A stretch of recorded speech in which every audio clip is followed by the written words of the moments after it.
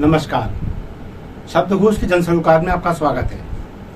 मैं मोहनलाल मोदी आज बात करूंगा लिव इन रिलेशनशिप की। लिव इन रिलेशनशिप को लेकर उत्तर प्रदेश प्रयागराज की न्यायालयीन उच्च न्यायालयीन पीठ ने प्रतिकूल टिप्पणियां की हैं। विद्वान न्यायाधीश ने कहा है कि लिव इन रिलेशनशिप को लेकर जो परिणाम सामने आ रहे हैं वो विनाशकारी हैं। यहाँ एक बात बता दें कि लिव इन रिलेशनशिप की जो शुरुआत है वो सुप्रीम कोर्ट के एक निर्णय को लेकर है।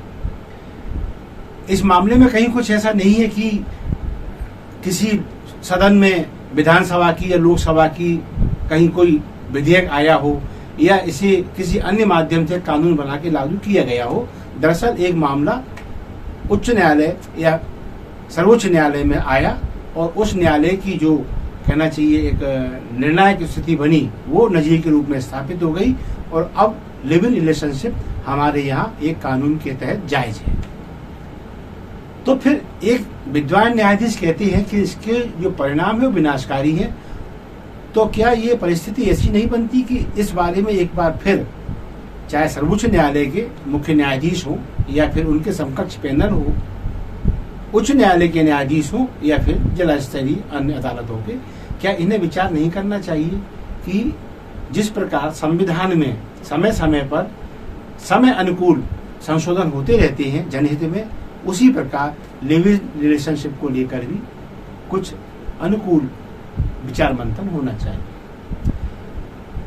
अभी हम फिलहाल उन टिप्पणियों पर जाते हैं जो विद्वान न्यायाधीश ने की है। सिद्धार्थ जी वो हैं, पीठ के पार्ट हैं सिद्धार्थ जी विद्वान न्यायाधीश। उनका कहना है कि जब लिव इन टूटता है, ब्रेकअप होता है, तो महिला के पास सिवाय एफआईआर के कोई रास्ता बचता नहीं है। क्यों नहीं बचता? क्योंकि ये रजामंदी से एक साथ रहते हैं और बाद में मतभेद आते हैं या गर्भावस्था की स्थिति आ जाती है या शादी का दबाव बनता है तो ब्रेकअप होता है। और जब ब्रेकअप होता है तब तक सामाजिक रूप से ये युवक युवती या महिला पुरुष सामाजिक अवस्था में ऐसे व्यक्तित्व के रूप में पहचान अख्तियार कर लेते हैं जिन्हें सामाजिक संस्कृति अनुसार चरित्रवान नहीं माना जाता। तो इनके लिए समाज में कोई ठिया ठोर नहीं रह जाता। लेकिन हमारे यहाँ कहना चाहिए द्वयम दर्जे का व्यवहार होता है, पुरुष के लिए कुछ महिला के लिए कुछ। तो पुरुष तो अपने समाज में अपने परिवार में लौट जाता है। ऐसी स्थिति में महिला को, लड़की को अपने परिवार में समाज में लौटना मुश्किल हो जाता है। शायद इसी परिप्रेक्ष्य में एक टिप्पणी जो विद्वान न्यायाधीश ने की है वो ये है कि लिव इन विनाशकारी है, इसके विनाशकारी परिणाम सामने आए हैं और समाज ने इस स्थिति को अभी तक मान्यता नहीं दी है। कानूनन भले ही एक युवक, एक युवती, एक पुरुष, एक महिला महीनों सालों एक साथ एक कमरे में रहते हैं, पति पत्नी की तरह रहते हैं, पति पत्नी बनकर नहीं, पति पत्नी की तरह बाकायदा शारीरिक संबंध स्थापित करते हैं। पूरे इसे मैं मौज मस्ती नाम दूंगा, उसका पूरा ये उपभोग करते हैं शारीरिक। और फिर जब इनकी कहना चाहिए बीच में कोई अनबन उपस्थित हो जाती है तो ब्रेकअप करके अपने अपने रास्ते हो लेते हैं। ब्रेकअप के बाद महिला का अकेले गुजारा करना मुश्किल हो जाता है। ये वो स्थिति है कि सामाजिक मान्यता नहीं मिल पाना और महिला या अथवा लड़की को समाज में अपनाया ना जाना। इस स्थिति के बाद एक मात्र विकल्प एफआईआर, फिर अदालत, फिर जो भी लड़की साबित कर पाए, लड़का साबित कर पाए, वैसा एक फैसला सामने आ जाता है। अब सवाल ये उठता है कि आखिर इस लिव इन की आवश्यकता क्यों पड़ी कि ये कानून बन गया। भारतीय संस्कृति के अनुसार जो विद्वान पंडित हमारे समाज से कहते हैं वो ये कहते हैं कि पुरुष महिला अथवा ये कहिए कि जो मानव योनि है या मानव प्रजाति है, ये उसको पशु समाज से इसी रूप में तो अलग करती है कि इसके बाद विवेक है और उस विवेक के तहत ये एक पत्नी व्रता पति अथवा एक पतिव्रता पत्नी की संकल्पना को लेकर ये संस्कृति चलती है। और ऐसा मानती है कि पशु तो कहीं पे भी शारीरिक संबंध स्थापित कर देता है, समागम कर देता है मादा के साथ में। ये पशु प्रवृत्ति है कि जहां भी उसका मन हुआ, जहां भी नर और मादा का ऐसा एक मतैक्य बना और उन्होंने वहां शारीरिक समागम स्थापित कर लिया।